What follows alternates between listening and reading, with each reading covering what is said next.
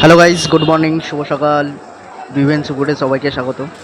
তো আজকে দুদিন ধরে মিনি ব্লগ করা হয়নি, তো ব্যস্ত ছিলাম কাজের মুহূর্তে।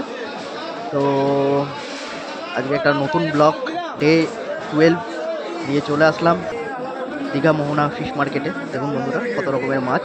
কিছুক্ষণ আগে দেখালাম হালিবার শোল, শার্ক। এখানে হচ্ছে কিলো সাইজের ইলিশ মাছ আছে। ইলিশ মাছগুলো খুবই সুন্দর, একদম একদম রুপোলি কালারের মতন দেখতে। তো বন্ধুরা, এটা হচ্ছে শঙ্কর মাছও বলে, আর এটা বাইরের সাইডে স্টিং রক বলে বলে ডাকে।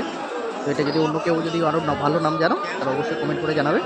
তো বন্ধুরা, এটা ছিল লবস্টার, বড় সাইজের, বিগ সাইজের, প্রায় কমসে কম 800-900 গ্রাম সাইজের লবস্টার মাছ। তো খেতে খুবই টেস্টি আছে।